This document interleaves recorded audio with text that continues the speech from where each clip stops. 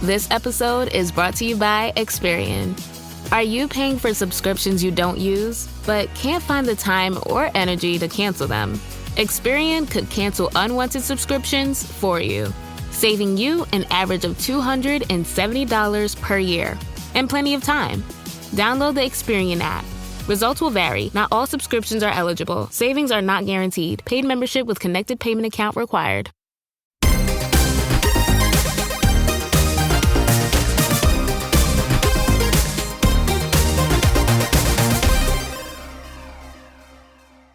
Hello, fellow gamers! We are so excited to have you here with us for this episode of the Video Gamers Podcast. We are three lifelong gamer dads. Today, we are deep diving the destruction-based third-person shooter Red Faction Guerilla. I am your host, Paul. Joining me, he is the head honcho of the Earth Defense Force. He believes in using forced labor on immigrants to Mars to meet production quotas and appease the corporations back home. It's Josh. Dude, how else are you going to pay for your ticket to Mars? You know what? You wanted to come to Mars. You got to work to pay that off. That's a fair deal. Josh and we treat everybody fairly. He's EDF for sure. Yeah, he really is. Josh is in the EDF did nothing wrong camp. All right. And then joining Josh and me, he is just so excited to reunite with his long lost brother, Daniel, on Mars. I'm sure they're going to be able to enjoy so much time together. Nothing can keep them apart at this point. It's Ryan. Brothers don't shake hands. Brothers gotta hug. No! I don't think it counts as a spoiler because it happens 2 minutes into this game. But having like a long lost brother and then reunite on Mars for him to immediately get gunned down by a helicopter, I'm sorry, but it actually made me chuckle. Wait, a helicopter? He gets shot down a helicopter. while they're Mowed him hugging? down. Yes. Oh my goodness. Not only that, they say surrender or you will be gunned down, and then they just immediately open fire. Like they don't even wait 5 seconds. Sounds like Josh and the EDF. Yeah, we're going to have some fun stuff to talk about here. All right. In case the people are wondering, Josh, maybe they didn't listen to our pre-dive a couple weeks ago. Why is it that we're covering Red Faction Guerilla today? Well, number one, if you missed the pre-dive, shame on you. Shame, shame, shame. Shame on you. Those are always a lot of fun, and it's where we announce the game and the host that is forced to play a game. The reason that we are covering Red Faction Guerilla is because a longtime awesome supporter of the show, Jigglepuf, went legendary and supported the show. And when you go legendary and you support the show, you get the option to pick a game to force one of us to play. And so that's exactly what Jigglepuf did. And for those that missed the pre-dive episode, they picked Ryan to play Red Faction Guerilla, which I think we all agreed sounded like a lot of fun. But Ryan has played it for the last 2 weeks, and now it is time to find out what he thought about this game. Paul and I don't know. This is a surprise to everybody. Like, we always keep it secret. We don't talk about it at all. So I have no idea if Ryan liked this game or not. But I am excited to find out. So thank you, Jigglepuf, for supporting the show and for picking Ryan. Real quick, do you guys have a hard time not saying Jigglypuff? No, a little bit. Really? Me for sure. I guess it was, Yeah. well, I mean, I was like the heyday of Pokemon. And so every time I hear it or even see it, I'm like, in my brain, it just goes Jigglypuff. I'm like, wait, no. Jigglypuff? No why. Yeah, no why. Yeah, it's going to be a lot of fun talking about Red Faction Guerilla. I have put in some time into this game as well. Josh, you're coming into yet another deep dive completely blind. You did not play Toontown Rewritten. You ended up not being able to play Red Faction Guerilla. You have a little bit of an uphill battle for you trying to participate here. So you're coming in with that perspective of a non-player. You'll be able to ask questions. And I do think that's a little bit of a fun dynamic. I did this on purpose, you guys, so that I can for the show. for the show, so I can be the listener that hasn't played this game. You know, That's so Dedication. selfless. they're Yeah, listening what a guy. right now and they're going, but I have questions. And guess what? I'm going to ask those questions on behalf of everybody. You're the voice. I'm a man of the people. I'm the leader of the EDF. You guys said it yourselves. Yeah, the enemy. All right. So we're going to have a lot of fun talking about this. All of us are coming with slightly different perspectives. Ryan playing it the most, me putting in a handful of hours, Josh being completely blind. And before we actually start the deep dive here, Josh, I think you've got a couple reviews you're going to read. I do have a couple reviews. It is one way that we like to say thank you for taking the time to leave us a review. If you are listening on Spotify, you can rate us 5 stars. If you're listening on Apple, they give you the option to actually write a review of the show and rate us 5 stars as well. And when you do that, we like to read them on the show, like these two that we have. This first one comes in from Jack Doyle Statham, and it is titled Cyberpunk. And it says, I love this show. Like many, I bought Cyberpunk when it came out and didn't really get it and gave up on it pretty quickly. After hearing their Cyberpunk episodes, seeing their top 10 rankings on the leaderboards, and comparing it to other games I love, like Assassin's Creed and Grand Theft Auto, I decided to give it another chance, and I'm so glad I did. I've been playing the past few weeks and loving it. Thanks to the show, I have another amazing game in my top 10 that I would have otherwise missed out on. The cool and technical ability advice was crucial as well. Keep up the great work. Signed, Alexi.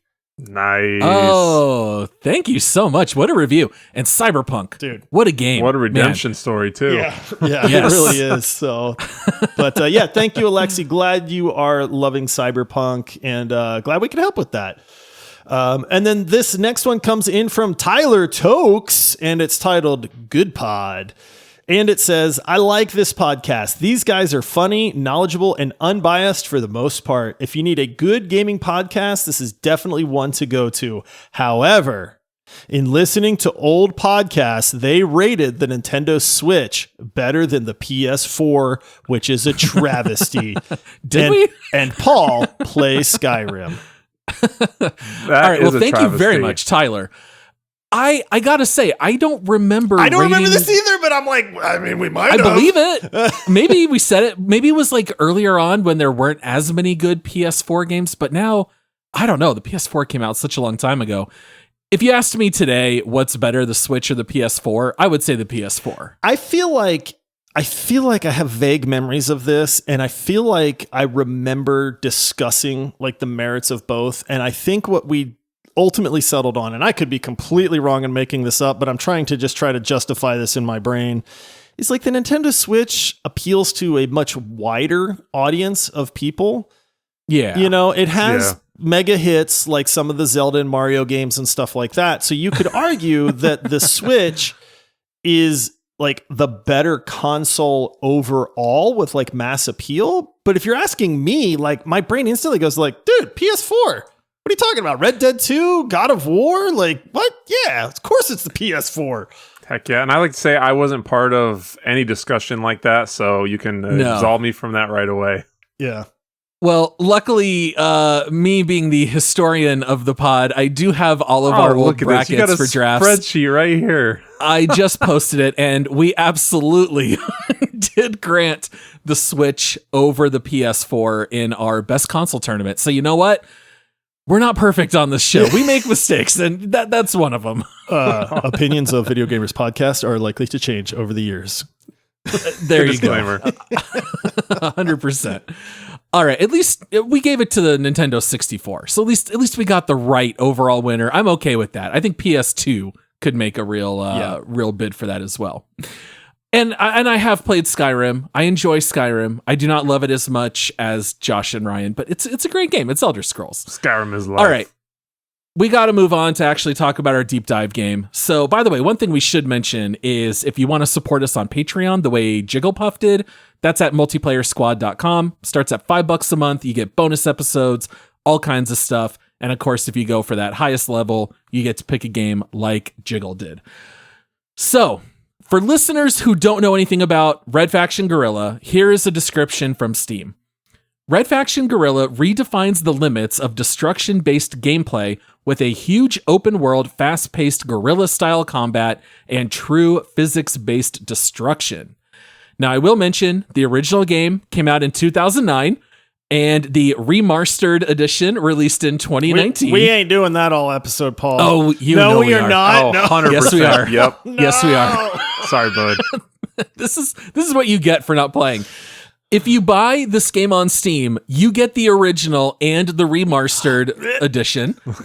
Ryan, did you play Remastered? Is that what you jumped into? Yes, I definitely played Remastered. When I was looking at the original and then the Remastered, I leaned a lot more towards the Remastered. Why do you guys? Remastered is beautiful. Why do you It's guys so hate beautiful. me so much? What did I do? Remastered just has Oh my the gosh. crisper resolution, Yeah. the better assets and textures. You can definitely tell. Yeah, they put some work into Remastered for sure. You can. They you did. can- yeah. They did. Yeah, absolutely. I'm with you, Ryan. I played it as well. It definitely looks a little bit better. Jiggle also said the original, the physics are like slightly different. So some people prefer one or the other. And then did you play on normal difficulty, Ryan? Because that's what I played. Yeah, I just played the regular. I figured I was going to spend a lot of time kind of exploring and see what the game's all about. So no sense in bashing my head against the wall if, I put it on crazy hard difficulty. Right. All right. So let's talk a little bit about the story of this game just to kind of set the stage. Now, none of us are Red Faction lore experts. None of us had played any of the Red Faction games before this. So, please forgive us if we get any of this stuff wrong. But in the beginning of this game, you are playing as a guy named Alec, and he leaves Earth and comes to Mars to make a better life and to see his brother. And you very quickly find out that life on Mars is not as good as how they've been portraying it back on Earth. So Earth is kind of like, they've kind of like overmined the planet. There's not a lot of resources left. So people have turned to Mars. And your brother basically very quickly tells you that the EDF has taken control. They are putting people into torture camps. They're putting them into forced labor in order to meet all their quotas. And he has joined the Red Faction, which are the rebels that are fighting against the EDF and to bring liberation to the people. So basically, that is all set up within the first 2 minutes of this game. It is very quick to get to the point, and then they immediately let you just start playing. And the game kind of very quickly tells you there are 6 districts here on Mars. Your goal is just to work in each district until you push the EDF completely out of it, and you're gonna basically clear all 6 areas to give the people freedom.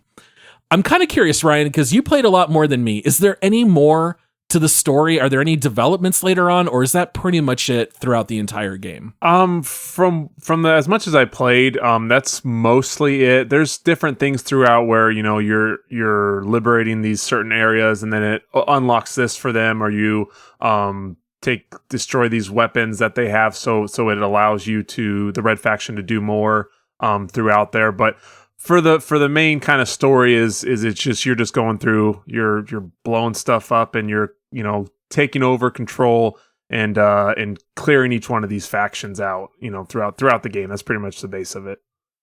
Yeah. Now, for me being such a big fan of story in video games, I think this might surprise you guys. I actually really loved the opening of this game. It is so quick and to the point.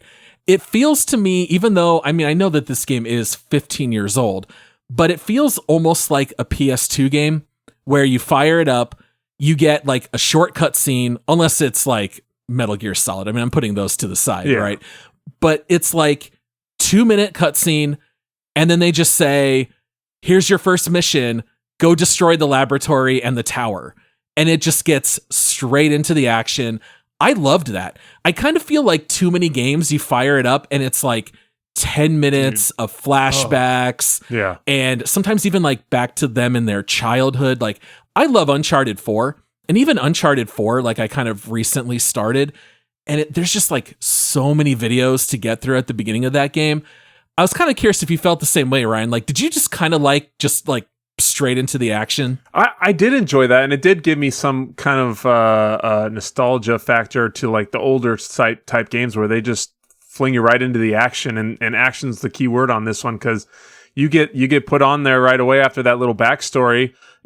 There's not a lot to it, so you can get right again to the action. So you start off and you go down, and I like when they do it to where the gameplay is your tutorial. So they're like, all right, here's your mission, go do this. And you're like, all right, well, how do I get through here? And they're like, use your hammer. And you're like, okay. And you bash the wall in, and then you're like, that's how you get into where the laboratory and the tower is, and you got to destroy those. And then you figure out how to use your charges, and you do that all on the fly on the first mission. You get kind of your wheels under you, but then you also just get to blow stuff up. So you're right into the thick of things right away, which is really cool. I did enjoy how it started up and just kicked into high gear right away. I gotta say, it depends on the game, right? Like if you're playing Red Dead or God of War or something like that, where they're really trying to set up the world and what's been happening kind of thing, like I don't mind like the 5 to maybe even 10 minutes of like introduction movie and stuff like that if it's done really well, because you have to set the stage. Where I get an issue is like, we just played the Throne and Liberty beta, right? And it's like, I completely skipped the opening cutscenes even because it was like, I'm not going to pay attention to this weird drawn out story. First Descendant was another one like that where it's like, dude, I just want to play this game. Like it's not really going to matter. So why do you feel like you have to try to like have all of this detailed storytelling and information when I know the story is taking a backseat to the gameplay at that point? So when a game's willing to just drop you in right away and let you just start going, that's usually like a good sign that they know what their angle is and they're just giving it to you instantly. Yeah. Oh yeah, absolutely. Sure. Yeah. So Ryan, I was kind of curious to hear from you about this because I wonder if you felt similarly. Most games you jump in and you have to like drive to an objective point or you have to go talk to someone and they're giving you all these little quests like that or like a fetch quest. This game, I love the fact that the first thing it says is destroy the laboratory and tower, and you just start running around with your trusty sledgehammer, and they teach you how to use the charges, and you're just immediately destroying stuff. You're not shooting at people, you're not fighting any enemies. I cannot remember any other game starting off quite like this, but I love the fact that they highlighted the destruction physics because I think ultimately we're gonna agree, at least I'm assuming, that's really what sets this game apart.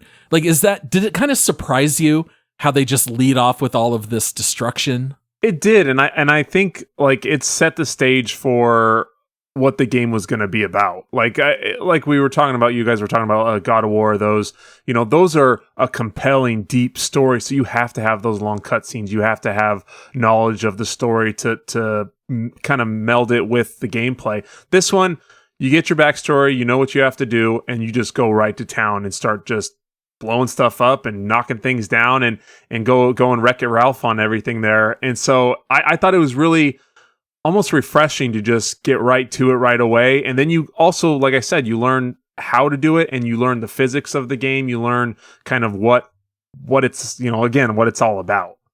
Now, I did have a question for you, Paul, because you had mentioned that you have this sledgehammer and then you have these charges. Are these like C4 charges? Basically, yeah. And you can chuck them from distance. So in the beginning of the game, you can only hold a certain number of charges in your inventory, and then you're only able to throw 2 of them, but then you can make both detonate at the same time, or you can just detonate 1 at a time. So you can, so as you start out, the lab that they have you fight first, I guess fight is maybe the wrong word, destroy, it's like a 2-story warehouse, basically. And so you jump in, and there's a couple of ways you can do this. If you want, just pull out the sledgehammer and just start going to town. And you see chunks of the wall fall out. You get to see like the rebar and all this stuff on the inside. And as you start destroying parts, it will start to fall and crumble. And once you've taken out enough of the foundation, then the entire building will fall. And so it's, to me, I almost found it more satisfying to use the sledgehammer. Yeah. Because you're up close and personal and you're kind of looking straight up and you're seeing these buildings fall right next to you, hopefully not on top of you. Yeah. Ryan might have posted a video to our Discord the other day. So that's really fun, but you can also start to use these charges. So, as we talk about some of the other gameplay elements, there are times you want to use like one or the other, and it kind of depends situationally. But Ryan, did you just start throwing charges and detonating them wherever they landed, or did you actually try to like strategically place stuff? I just started going ham. I was just setting off explosions everywhere. Yeah, that's what I was doing too, because a big thing in the game as well is your salvage.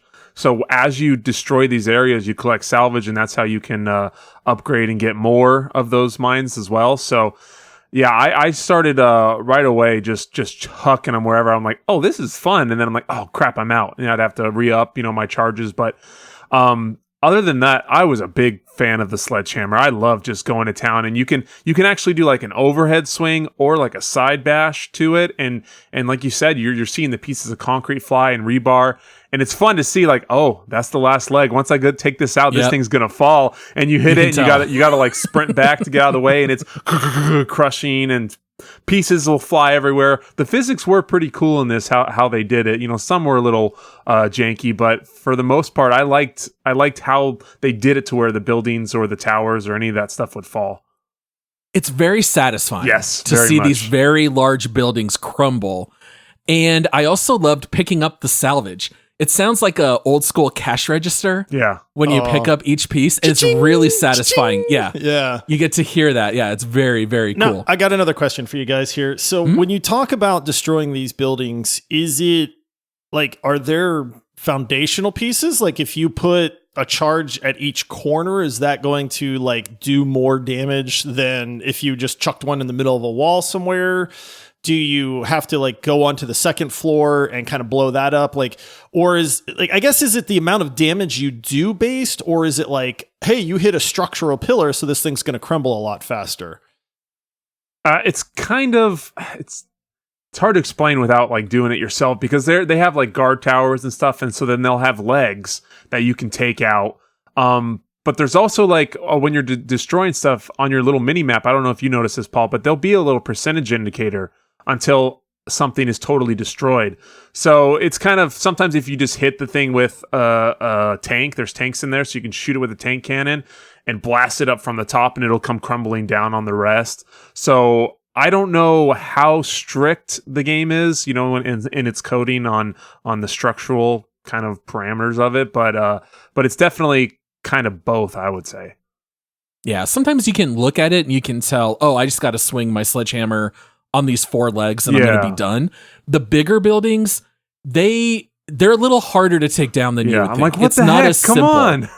Yeah, I remember like the first couple times I was like, oh, all I got to do is like blow this, and this, and it's going to fall. And it doesn't. Yeah. And it takes a little bit more work than you would think. So you do have to be kind of careful with your number of charges because it is limited, but you always have the sledgehammer to fall back on. And I don't think we see enough sledgehammers in games. I mean, it's literally like if you play Rainbow Six Siege, where you run around a sledgehammer and you can like knock holes in the walls and you can look through it. It's a lot like that in Red Faction Guerrilla, but you also don't have to worry about like stamina or anything. Like you can just run around and crumple these buildings by hand, which I thought felt very fun. Applaud to the devs on no stamina meter for running or swinging the sledgehammer. I This love was survival 2009. games. Yeah, Devs I love didn't hate us crafting back then. I love all that stuff. I hate survival meters, or not survival meters, stamina, health, or not health. Jeez, I'm just messing everything up right now. Right? It's like, I hate when my guy lives. Why are you still alive? But anyways, yeah, you can just go to town and just destroy this whole building without stopping, smashing everything, which is so cool. And they even have little propane tanks or barrels, 55-gallon drums of fuel. You can do that. Pick them up. Yeah, you can pick them up and chuck them in there, the propane tanks, and to help you if you're low on charges. So there was a lot of cool ways they went about it to where you can destroy these buildings in just different ways. Yeah, I totally forgot about like the fuel tanks and all that. That was always fun to move them. All right, well, let's go ahead and take a short break. If you're an athlete, you know the greatest motivator of all is the fear of letting your teammates down. After all, a team is only as good as its weakest link. So you owe it to those wearing the same jersey as you to be your best every time you step on the field. That's why there's no vape in team. When you vape, you can expose your lungs to toxic chemicals that can damage your lungs. If you're a step behind, the team's a step behind. Brought to you by The Real Cost and the FDA. Hey, it's Kaylee Cuoco for Priceline. Ready to go to your happy place for a happy price? Well, why didn't you say so? Just download the Priceline app right now and save up to 60% on hotels. So whether it's Cousin Kevin's Kazoo Concert in Kansas City, go Kevin, or Becky's Bachelorette Bash in Bermuda, you never have to miss a trip ever again. So download the Priceline app today. Your savings are waiting. Go to your happy place for a happy price. Go to your happy price, Priceline. All right, guys. There is one thing that I thought was very funny in this game. Ryan, I don't know if you noticed or not, but I'm curious to hear if it ever got addressed in the game. Everyone's running around on Mars with no helmets. I noticed and that, yeah. Last I checked, Mars does not have like an atmosphere that you can breathe.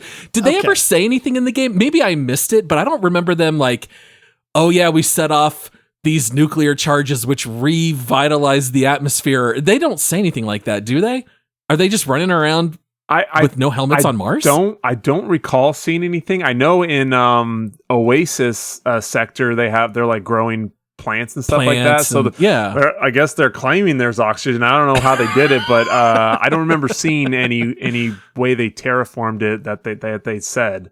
But because you do have lower gravity. Yeah, like when you jump higher and stuff like that. But then I was like, I don't get why we don't have space helmets. I mean, maybe it's, and I think part of it is this game just focuses on destruction and fun. Yeah. They're not going to get down in the nitty gritty details. They just don't care. Everybody knows that Mars was terraformed during the movie Total Recall. Oh, that's okay. Right. So, and obviously Total Recall came out way before this game did. So that's why you don't need helmets, Paul. It's a good point. It's been terraformed. Our bad. Are there any in particular characters you'd like to go hunt down and find from the Total Recall universe, Josh? The weird any ladies? Yeah, well, maybe. Family friendly show. Maybe that's what you're thinking of. All right, so you work your way very quickly through like the game's in-game tutorial. I love the fact that you're not just reading a lot on screen. Like you do get pop-ups, but they're very short and fast. They tell you press RB and that'll hot switch between your last weapon and this one, and then you just move on. Like you're not reading a whole lot. And so you start working by clearing out this first district of Parker. That's where you start out. You get little markers on the map where you're going to run different missions. And I thought this would be a good time to just talk about the different mission types. So Ryan, why don't you mention a couple here and let us know like which ones you liked, which ones you didn't like, just some stuff like that. Yeah, so there's a lot of different mission types, which I think is really cool when they put this into a game where you can just get lost and sidetracked and go off and do a bunch of other stuff that's not the actual just main campaign of a game. And they had a good selection on this one too. So how they have them set up is they're just little indicators on your mini map or on your big map. When you blow it up, you can select a path to it, and then once you get there, it usually kicks on. Once you go in this kind of little blink sector or whatever, but like a GTA kind of, a little bubble that you walk into that's like pulsing or whatever. But they have a ton. There's like a rescue hostages one where you gotta like, oh, the EDF took these scientists, go get them back for us, or transporter where they want this tank or SUV, and so you go grab that, and it's timed, and you're getting pursued by the EDF as you're running back or driving back. So, which is cool because it's kind of a test your mettle of your driving ability through this world. One that I thought was really neat was the Demo Masters, which is you go to, and it's just demo, which you go in. That's all it is. Yeah, and you can score. They have like a ranking system where depending on how fast you get, basically a time limit, and it's like, well, go destroy this stuff. Let's see how good you are. And sometimes salvage for it. And you get salvage for it. And depending on how fast you do it, which I thought was really neat, cool. Just it's a different mission. It's a side mission, but it's also kind of another layer of difference from the rest of them. But one of my favorite things was the radio tag missions, which aren't on the map. But when you're just driving around, kind of like in Red Dead, how when you're just passing by something and something pops up and you can go help this person or this guy got bit by a snake, it's kind of just these small little ones where you get contacted by your radio. It just comes over your speaker when you're driving by. And then you have like a time limit where it's like, oh, this courier has a briefcase we want. You got to go track him down, follow him to his base, and then get it. So I thought that was a cool feature, and then again, there's a few other ones as well. So there was actually a good bit of just little side missions that you could do. Did you have trouble with the escort missions with people dying? Yes. It's very easy for them to die accidentally. They don't always path right. This to me felt like the Blast from the Past 2009 coding. There were definitely times when there would be like 3 hostages and I would get them all and they start following you. But the next thing you know, they get stuck in the building and then like the building gets destroyed and then they die. And the escort missions I thought were probably my least favorite. Anything that focused on destruction is definitely what I liked the most. Sometimes it's as simple as go here and destroy this building. And then as they get like bigger and more complicated, I enjoyed that.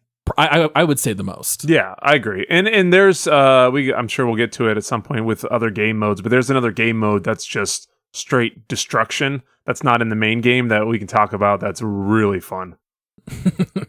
So one thing we should mention is while you're running around in this open world and running all these missions and blowing up buildings, is that you don't just get to keep blowing up stuff without the EDF noticing. So the game has an alert system that I guess I would say is kind of similar to the stars in GTA. As you start like setting off explosions, it alerts the EDF, and then they start sending forces to fight you. So sometimes you do have to try to get in and get out very quickly, because while you're on alert, you cannot save the game. You have to go run and hide somewhere. Now, I understand why they had this system in the game, but I will say there were occasionally times when I got a little fed up at this system. It's like, all right, I have to jump in this car. I'm just going to book it as fast as I can, round a couple corners, jump out, hide inside this building, and kind of just like wait 60 seconds until they all leave me alone. That to me, honestly, is probably my biggest criticism of the whole game, which is really high praise. I mean, this is very nitpicky, but to me, it's always a little bit of a bummer to just hide and wait until an alert goes off. Did you feel the same, Ryan, or did you feel like it added more fun having like the heightened awareness? At first, I probably would say that I did think that it was fun. I'm like, oh yeah, you want to get some? I mean, they were a little more pesky than the GTA cops were. You know, they'd come and they even had their ships. They could come with a ship and start shooting down. They'd bring tanks. So they're ferocious. Yeah, they were pretty gnarly. After a while, though, it did become a thing where I'm just trying to play some missions, or I'm trying to do this or that. Yeah. If I kill these guys in the area, let's kind of reset it and leave me alone. Yeah, leave me alone. Let's go on to the next and kind of continue with the game. I don't know why they want to, get back at me for killing 30 other guys. What's their deal? But get over it. Yeah, get over it. But yeah, near the end of it, I was just kind of like, I'd like sigh. All right. And so what I ended up doing is I just get the fastest car and just race back to the closest safe house. Yeah. And then I'd usually restock anyways, and then get a new car and then head back out to go do more missions. But it did become a little tedious near the end, just having to lose those, stars, if you will. How dangerous are the EDF guys? I mean, are you like, oh crap, they're here kind of thing? Is it like, are you mowing down like 50 of them at a time? Kind of depends on what they bring. Oh, like they can bring some heavy vehicles they have like and artillery and stuff. Or? They'll have different types of vehicles where they have big mounted top guns, and then like other ones that have these big like plasma guns, and then like I said, they have tanks. They have the ships. If you get like one of the big kind of aircrafts on you, those are kind of a pain, especially with I know I mentioned earlier, it's kind of desolate wasteland in between these little hotspots where they have buildings. So if you get stuck out there and there's not a car coming by and you got this aircraft just peppering you down with shots, it's a little tricky to not die, but for the most part, you can usually kill a lot of them and then find your way out. And then if you're able to hop in a car, usually you can outrun everything. Yeah. Now, let's talk a little bit about gunplay, because we've largely talked about destruction. We haven't talked about the guns or the shooting mechanics yet. So in the beginning, you get an assault rifle, and you also have your sledgehammer and your charges. And then as you earn more salvage, you get to unlock more weapons. And the game is a little bit older. So Josh, I know that this would drive you crazy. There is no aim down sights. This is more like the old Halo Reach style. You're running around and you're just hip firing everywhere. You got a nice big reticle. You're not sniping people with the assault rifle. That's for sure. You're running around hitting people with that. That's usually a hurdle for you playing games nowadays, right, Josh? Yeah, it's weird because you don't realize it until you try to go back. Like back in the Halo days, there was no aim down sights and everybody played Halo just fine. Yeah, it was like, okay, this is no biggie. Now we're so conditioned with aim down sights that it's weird because like I rarely hip fire. Like even in a game like Call of Duty or something where it's like a pure shooter, it's like I am 90% aim down sights. And then like, if I round a corner and a guy's there, I might like just panic hip fire kind of thing. But so it is weird to go back. So yes, it does bother me if I try to play a game nowadays where it doesn't have that, because I just keep like right clicking. You know what I mean? Like why can't I aim in? What's going on? Well, in this game, that means you're swiping like a melee hit with your gun is what happens when you try to aim down sights. So yeah, Ryan, did the gameplay feel okay to you with the guns, or did it feel too old? Yes and no. I thought it was okay. Yeah, it was fine. It was okay. It was fine. There was I don't mind not having the aim down sights. There was a little way where you could zoom in a little bit more, but it didn't go down sights or anything like that. But yeah, I don't really mind that as much as most other people do.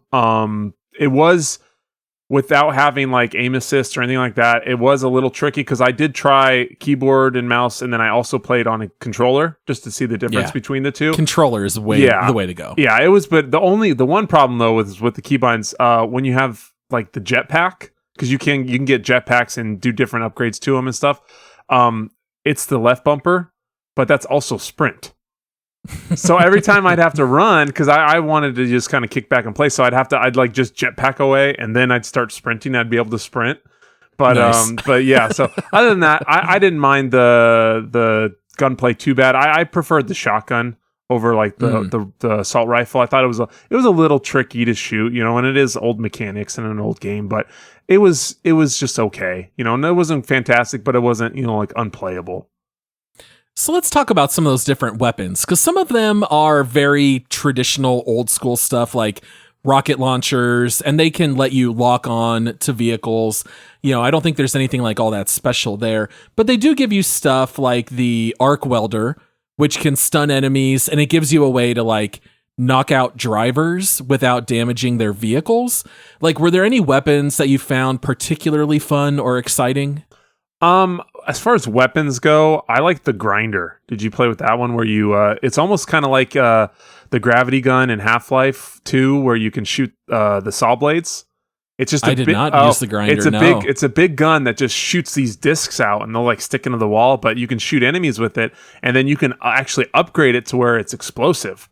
So it can like blow up. Nice. So I thought that one was pretty fun. But overall, probably other than like the charges, my main gun was probably the shotgun, because I would just go in like a street sweeper and just do and just rapid fire and take out whatever guys I didn't blow up. Why are shotguns? They're so satisfying, dude. I don't know what it is in a game. I get the whole like, oh, you got to be close up, but like the shotguns are just some of the best. And it held like, I think it was like 12 rounds too. So it wasn't like you only got like 6 or 8 or something. You had 12 rounds to pepper those guys. But did you, I don't know, as far as the gunplay is concerned though, I felt like the actual movement and firing was not bad, but I didn't ever feel like I was actually like hitting the enemies with my guns, if that makes sense. Did you get that, Paul? A little bit. I kind of know what you mean, and it's hard to put into words unless you actually play it. Yeah. If you hit enemies with the sledgehammer, which by the way, you can do. Oh, I did that a sometimes lot. I just had fun with that.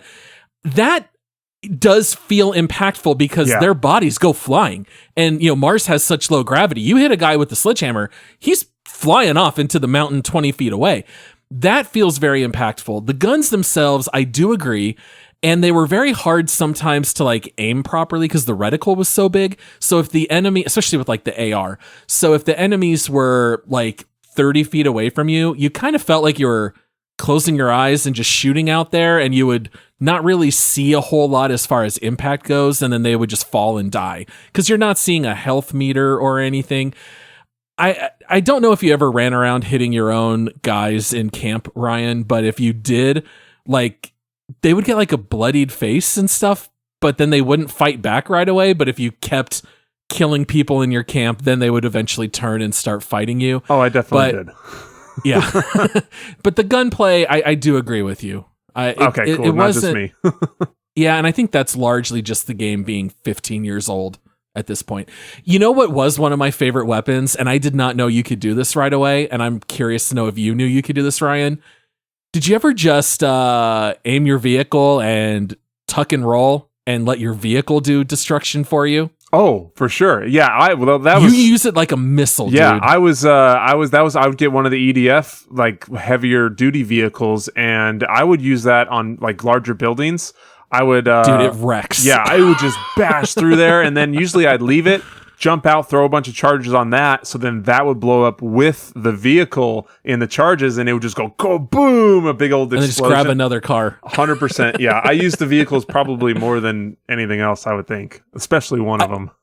I just wish you could dive out a little quicker. Yeah. It's like a full 3-second animation of jumping out, but man, it was so satisfying when you just aimed it perfect, dive out, and just see like half this building get taken out just by your vehicle. Yep. I love it.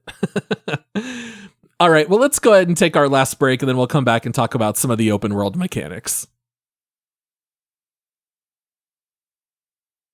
All right, so we were just talking a little bit about vehicles. So for people who don't know, there's a lot of vehicles in this game. You always have like your own truck back at camp that you can take, but you can also just grab any vehicle in this world. So there is some variety in that regard. The driving itself, I did not find to be super tight. This is not quite as fun as driving around in like GTA 4, for example. Did you feel like the driving mechanics weren't super tight? Yeah, it wasn't horrible, but you didn't get that feeling of just enjoying the driving like you did, like you said, in GTA 4. Some of the vehicles, it was weird because some of them felt really good and then others were horrible. Like, and you get sometimes the handling was really off. Did you ever get it where you're just driving and you turn a little wrong or something and you just flip and just start spinning or flipping over? Yeah. So that happened to me a ton with those littler vehicles. You're cruising along and then all of a sudden, whoom, and you just do like a 720 and flip over and you're like, what the heck was that? Yeah, and I feel like maybe it sounds like we're being a little negative. I don't mind some of these goofy mechanics. It's just showing its age. That's really all it comes down to. I don't think these things take away from it, but I just wanted to highlight the fact that it is open world, but you're not going to have fun just driving around like you do in GTA. At least I didn't think so. I did not veer off the beaten path very much, Ryan. Like you were kind of mentioning those radio missions. Mm-hmm. Did you ever find anything out in the open world? Is there any real exploration to go out there and do? I only highlighted the missions and that was it. The only thing that's out there aside from like those missions and the main campaign and stuff is throughout the world, you'll see little red indicators on your map, which means it's EDF property or buildings.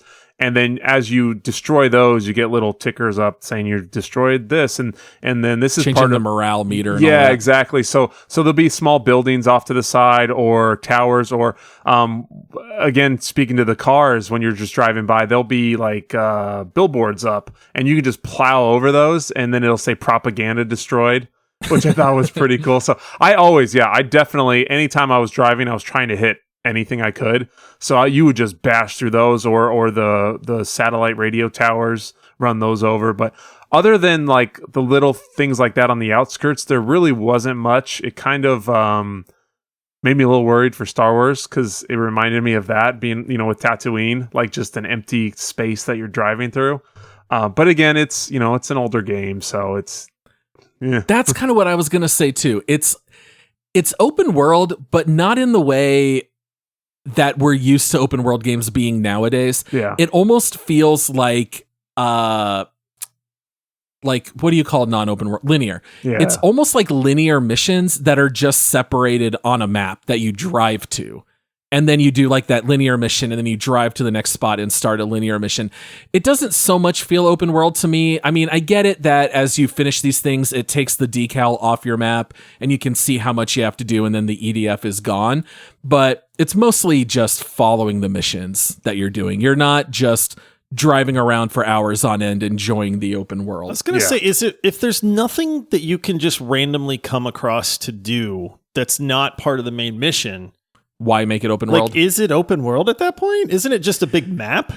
I mean, it kind of is only insofar as if you see I need to destroy this base, I do have some options for how to approach that. Am I going to go in through the front door? Am I going to drive around to this backside, jump over this fence, and start using my sledgehammer? So it's like you can approach those areas, but I still feel like you could do that in a linear setting. I don't necessarily know that this game had to be quote open world. I know there's different areas in this game. I was watching Jigglepuf play for a little bit one night, and so I got like to see some of the stuff, and he was attacking a base, and he was showing me that like I guess you can improve your like rating with the good faction, and then like, you know, if you run over a bunch of civilians, like they're not going to like you, but if you fight the EDF in that area, then they start to really like you, and they'll actually bring you cars if you run like on foot for long enough. They'll actually like drop off a vehicle for you and stuff. So I was like, oh, that's kind of cool. But like, I know there's like 5 or 6 different zones in this game, but to me, if you say this game is open world, that means I can drive to any of those zones at any time whatsoever. And I kind of get the feeling like you almost unlock zones. Like after you beat one zone, you kind of unlock a new zone. Is that actually how it works? Or is it truly open world where it's like, dude, I could go to the last zone from the very beginning of the game if I wanted to? I think you can drive to the other zones, right, Paul? I never tried to. I'm trying to think. I did. I took my districts one at a time. I think because it kind of does like that linear path. It like guides you to the next one. Because as you clear a sector and you liberate that sector, and the EDF is expelled, it pops up and it's like, oh, congratulations, blah blah. And then you unlock the new zone, and there's a bunch of new missions there. And then this is happening in this sector, and then you get started over there. So it kind of like walks you or holds your hand. So it's not like a true open world then. No, it's like an open zone. I think you can go to those other areas, because I think there was times where I was running from the EDF and I just drove to a whole nother area, and I'm like, what is this area?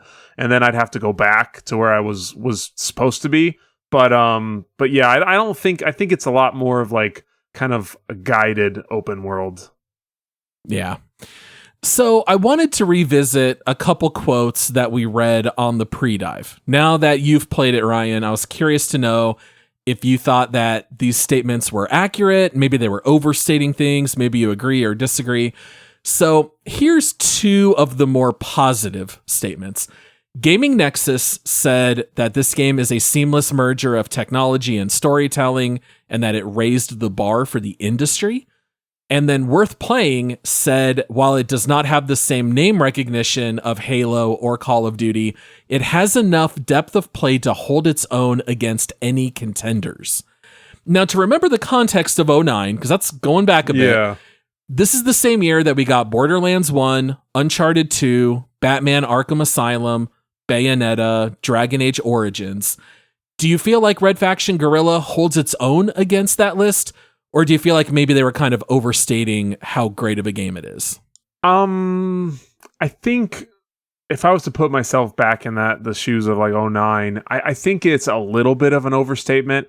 I think playing this type of game back then would have been completely different than, obviously playing it right now. So I think it would have been a lot more impactful on what you can do. And then we've been so conditioned with how dense these worlds are over the years that it did feel a little empty. But I think back then it would have been, mind blowing what you could do and what you could find. But yeah, I think it's a little over the top to say, in the vein of those games. I feel like I was going to say to me, thinking back to that time, the main draw would be a lot of the physics based stuff. Like if you're actually having to crumble these buildings, that didn't really exist on any kind of well-known scale. No. For stuff. And then the other thing is if you've got a game where you really truly have a lot of different vehicles and a wide variety of guns and stuff like that, some games were starting to kind of get into that, but I feel like if you had a good variety of drivable vehicles and different kinds of gunplays, and especially if the EDF has like flying ships and stuff like that, that seems like it's a little bit more on like the leading edge of stuff back in that time frame. But I almost wonder if they're using the physics of the building destruction as like their main technology grab. See, that makes sense to me. Yeah. Saying that the technology raises the bar of the industry, I'm 100% on board. But they also said the storytelling. No. And I was like, you're not playing this game for the story. The story is fine, but even comparing that, this is the same year of Uncharted 2 and Dragon Age Origins. Yeah. Like, don't tell me that the storytelling of Red Faction is what set a new industry standard. I do feel like that's overstating things. I would say Red Faction Guerrilla goes in the very, very good, but not all-time great list. Like, I'm not putting it up there with Call of Duty and Halo. To me, that's tier 1, but this is firmly at the top of like tier 2. It's got its own niche. They have stuff that you don't see in those other games, but I'm not ready to like put it on like Mount Rushmore of action games or anything like that. No, definitely. Yeah, I definitely think they leaned a lot into the destruction in the environment and stuff like that. That's why, and I love that. That's why I was always such a big Battlefield guy over like Call of Duty. I mean, I love both, but I just love, and my little brother, it was funny because he's like, oh, this wall blew up and it killed me. And I'm like, well, yeah, dude, he shot the wall with a tank. What do you know? That's how it works. That's how it works. You know, it's so I like the environment, the destruction and stuff like that. So, but I agree. I don't think it's at that top level. Yeah. So official Xbox magazine, they had like the lowest opinion of this game, rating it a 7 out of 10, which is still pretty darn good rating. They said the foundation is strong. The game is fun in a mindless way, but ultimately it is not something that is built to last. And I kind of feel like that's spot on. It is incredible mindless fun. Yeah. The foundation, I do think, is incredibly strong. I will say that we're talking about, you know, trying to rate a game that's 15 years old. And the remastered version, it's a fancy coat of paint. It's not a full-blown remake or anything like that. If we had new Red Faction games, and I know that there is other stuff out there that they've made, but if we had like major flagship entries that played like the 09 version that were more modern, I think we'd be all about it, right? Like, I would love to pick up new versions of this game that I haven't played yet. I agree, definitely, especially with, I mean, what they can do now and the detail and the complex nature they could make it into the destruction of buildings to where, we're going to tunnel underneath, we're going to do this to the foundation, and we're going to blow it up this way. Yeah, just crazy things like that. You're on another planet breathing no oxygen, so the sky's the limit. You know, I guess there's no rules in this world, but yeah, I think it would be cool to see something like that come out now. Yeah. So one thing I did notice in looking at Steam reviews, when I looked at the negative ones, pretty much the only common thing I saw in there is that the game became repetitive. And I will say, even though I did not finish the campaign, and I know that this game is not terribly long, I did start to feel it getting a little bit repetitive, personally. Did you feel like it got stale, Ryan, or did you feel like they switched up enough to keep you interested? I would say I at first I didn't feel that, but kind of near the end, it did start to feel like, okay, you know, I got to do this, clear out these guys, move to the next sector. So it does kind of get to that point where it does get stale. But I mean, that's us playing this now. Like I said, we've been so conditioned with so much we can do in games these days and how dense the worlds are. In 2009, I think we would have felt a lot different. You know, I think you're right. Yeah, because I mean, it's almost like internet now. You know, if our internet's even running a little bit slow, we're like, oh my gosh, what is this? But back in the day, like, you know, when you got original cable from dial-up, like, it was the greatest thing in the world. So, but now if you were to do that, you just blow your brains out. So it's definitely, I think, timely. It kind of didn't hold up as well as it could have, but back then I don't think I would have felt the same. I think for me, it's the fact that there's not like a ton of variety in how to blow up buildings. So once you've done it a couple times, it's like, okay, I've got X amount of charges. I'm going to kind of spread them out this way and blow everything up. I think that that was a lot of fun. And this campaign's not terribly long. You can beat the game in like 16 hours. Jiggle even said in the last playthrough, it was 9 hours, finishing everything. And so playing it through for the first time, it was really exciting to get a new mission type and to get to blow up like a bigger building now or something like that. Eventually it did hit a little bit of, okay, I kind of feel like I've seen what this game is, and I don't know that I'm necessarily getting a whole lot new from this point on. I would have loved to see totally different building types, or maybe this one's got armored walls, so you do have to like go through crawl spaces or something. And I get it that in 09, the tech wasn't there quite yet, but it feels like such a good formula that I feel like someone needs to come out and make like a perfect version of this today. And I feel like it would be pretty incredible. Now, can I ask you real quick, did you get any of the walkers? No. Okay. So there is a little bit of a switch up later on in the game. You get these walkers, and there's a couple missions where like one's, you get to this zone, and it's like defeat 30 cars. And I go in, and like their EDFs come in like madmen at me. There's tanks, there's all these. I'm like, how am I supposed to blow all these up? And I look back and I see this giant walker. It was a heavy walker, and it's got this giant plasma gun on it. So you're just walking around and you're just blasting everything into oblivion. And I had a huge smile on my face. I'm like, okay, here's a good change of pace. This is awesome. And they also had another one where you get the light walker, which was my favorite part of the whole game. You get this walker that's a smaller version, kind of like an AT-AT, but it's got arms, and you can either smash down or you can flip up. So as you're walking, you can just go through these buildings, and it's got boosters on it too, thrusters, so you can jump up and like go up on the top and then just slam down on the building and then just walk through like just smashing everything. And then if cars come, you can just flip those and it sends them flying, with the low gravity for Mars. So it does just get your Hulk on. Yeah, exactly. which was so cool. And then that mission type that I talked about earlier, or the gameplay type, in the open menu, you can do this other section called what was it called?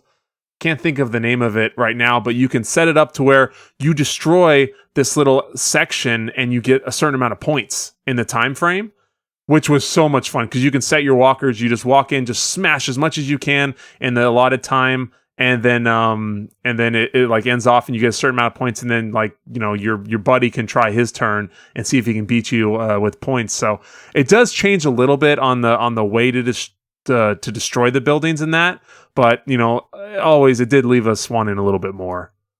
So maybe I quit like 30 minutes too yeah early. I wonder if I was right on the verge it was of getting probably those. right before that, but that part was so cool. That sounds really neat. I feel like I missed out now.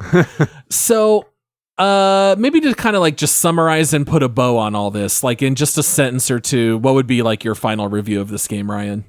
I think the things, if we're going to go like what works in this game, what they do well, I think the destruction and the physics were awesome. I think it was an absolute blast to play, and I think it would have been mind-blowing in 2009. I thought the vehicles were pretty good. There was a good variety between the different vehicle types and then the different weapons mounted on them for the EDF and stuff. Some of the mission types were good. Some of the variety was good, but it did, like we said, get a little bit stale. What I think was one of my biggest hangups was the AI in this game was so bad. They're pretty dumb. They are so stupid. I ran over so many of my own guys. And so many of the other guys, and then I'm trying to escort them out, and I'm throwing charges on the building to blow it up, and then they're running back into the building. I'm like, no, what are you doing? Stop! And it's Guerilla down. Every time you kill one, your morale's down. And so that was one thing. They were very, very stupid. Other than that, there wasn't too much other than like kind of the empty world and the repetitiveness of it. But overall, I think those things worked really well.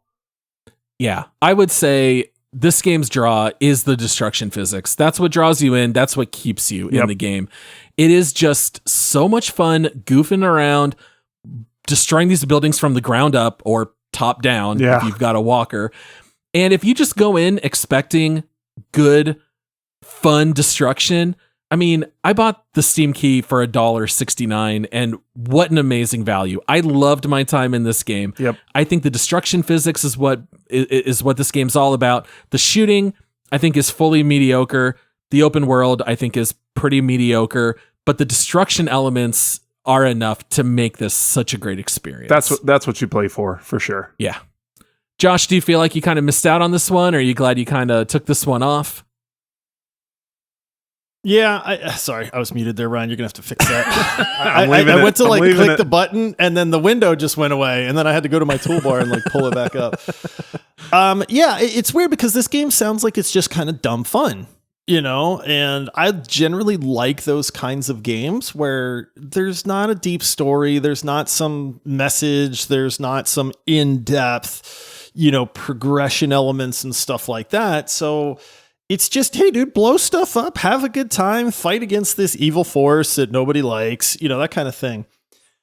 In listening to you guys talk about it, I think my one concern as a listener in this case is it's like it does sound like it does get a little repetitive, even though they throw lots of like vehicles and guns and stuff like that at you. I mean, I think you get like desensitized, right? Like it's really fun blowing stuff up for the first 100 times that you do it, but after that, your brain kind of just gets used to it, and then it kind of goes, okay, well now what? And it's like, well, now you blow up a bigger building, and then it goes, okay, cool. I can't believe I just blew up that whole factory. But now what? And then it's like, well, you just blow up more factories, and you're like, yeah, but I already blew up more factories. And then so I like in my own brain, that's kind of like the path that I see like happening in this. Again, I don't know the nuances of like the story and the mission types and stuff like that, but it kind of goes to what Ryan said. As soon as he brought up the walkers, I kind of perked up again, right? And I was like, ooh, that sounds kind of cool. But it's like, could they have given you a gunship where now you're flying around, and like you're having to like weave through the, the enemy's tanks all shooting up in the air at you or something like that. So it's like, there's definitely ways that I could see keeping it fresh. Again, this game is old. So, back then, maybe they didn't have the technology for that kind of stuff either. But yeah, like my one concern is like, I think it would get repetitive, but it also sounds like it's just a darn good time for the first, 8 hours or so also. I think it is well worth a playthrough for everyone because there are different mission types. Like we didn't even mention where it might be, you've got 2 minutes before the EDF shows up, go set your traps and however you're going to do that. Yeah. So you do get to like analyze the environment. I'm going to put charges here, and I'll blow it when they pass this mark. And then I'm going to stand here and then finish everyone, with my gun. And so that kind of stuff is pretty awesome. But eventually you do kind of see everything in that regard. It's like, okay, another escort. All right, I've already done it. So some of it's also a little bit of that modern ADHD where it's like, all right, you got to give me the newer, bigger, better thing.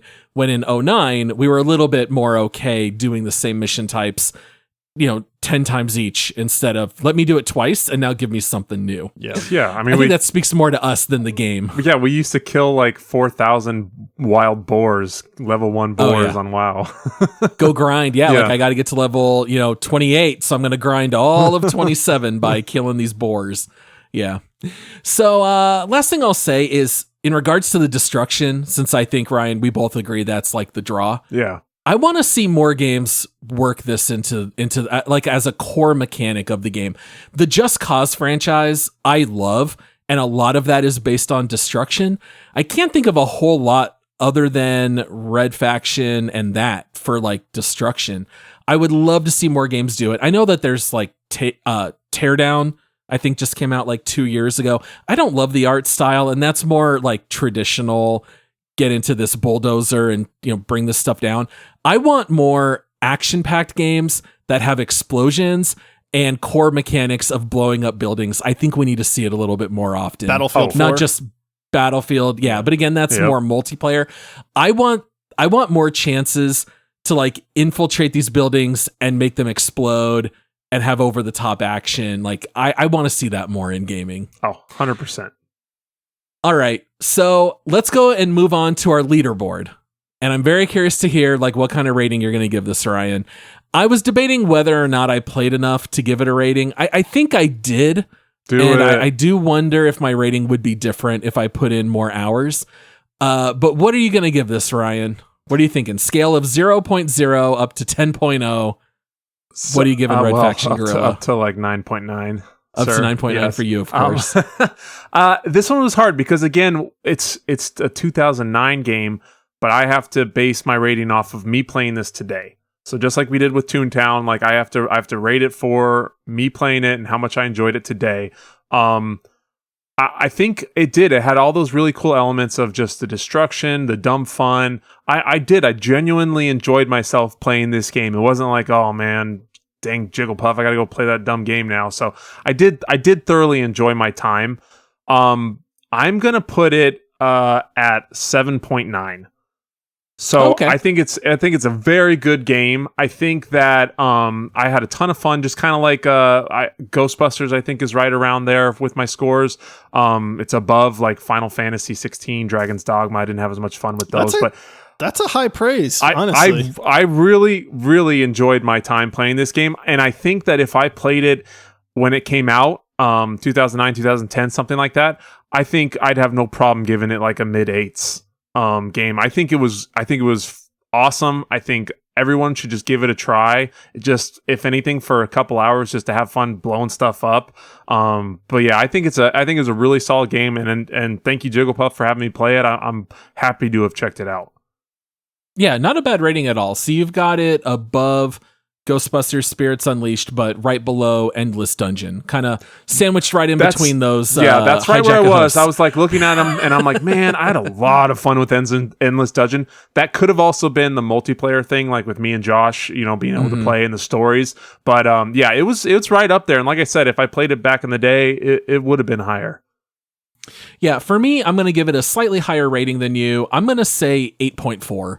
And the reason I say that is, as I look at my 8.5s, and I have a lot of them, I don't know what happened when we were doing our ratings. I gave like 10 games an 8.5, but like I can't rate this above something like No Man's Sky or Destiny 2, Terraria. Those are all games I have at 8.5, and I have it just a little bit lower than that. So I'm going to have it tied with a whole bunch of 8.4s. I'll have it tied with Call of Duty Warzone, Halo Infinite, Deep Rock Galactic, Final Fantasy 16. I think that's right where this belongs. It's very fun. I'm not going to give it like all-time great status, but it's like near the top of tier 2, dude, I would say. And if you still have it, the Wrecking Crew is that game mode. And so if you still have it installed, I'd suggest checking it out real quick just for a minute, because it was so much fun. The Walker is like, you probably would have given another 2 decimal points better rating. I only did the campaign. I'll have to go check it out. I do still have it installed. I'm impressed, man. This is high praise from both you guys, to be honest. It's a good game. I mean, yeah, Paul, you've got it right there with like Dead Island and Demio, which are 2 games that I know we loved and had a ton of fun with. Ryan with the 7.9, just under Endless Dungeon, is like almost catches me a little off guard, because now I'm like, dang, did I miss out by not playing this a little bit? It's only a couple bucks. It's like, dang, that sounds like a lot of fun, man. Like, we get into always, it's like we always try to explain the game, the mechanics, the different aspects, so that people don't always have to take our word for it, right? Like, we've always said we're not experts, right? We're just gamers. So it's like we kind of present the game so that people can go like, oh yeah, that sounds like a lot of fun. That's right up my alley. Even if we don't necessarily like it, but to hear you guys like explain the mechanics of the game, but then at the same time rate it so highly, is like, this is a fun video game, man. Like, this is just unique. A good time. Yeah. It's a good, unique game. Like this scratched an itch I didn't know I quite had. And I think that's why it's getting such high praise from me. Same. Yeah. I mean, even at one point, not to go long on it, but like I was to destroy certain towers. I was like, okay, I think if I ramp off that little side of the mountain, I can launch my car into it. And I was doing it. And it was you just bash through, and then you land, and then I hop out and I just start swinging my sledgehammer. And if you die, oh well, you just restart back in the area and go back and do it again. So yeah, it's nothing but just dumb fun. I loved it. I did too. I would say the closest comp I can give is Just Cause. It's just over the top action, a lot of destruction, a lot of explosions, a lot of good mindless fun, if nothing else. All right. Well, I think that wraps everything up here for Red Faction Guerrilla. We do want to say thank you, Jigglepuf, once again. Thank you so much for going legendary. Thank you for your patience, telling us this game was your pick almost 4 months ago. And we're finally able to get to it. Thank you to all of our listeners. As a reminder, if you want to help support the show like Jiggle did, you can sign up starting at $5 a month, multiplayersquad.com. We're also on socials everywhere at Video Gamers Pod, and we'd love if you'd join our free Discord and rate our show 5 stars. I think that wraps everything up. Thank you so much for listening to this episode, and until next time, happy gaming. See ya. All right. See you, everybody.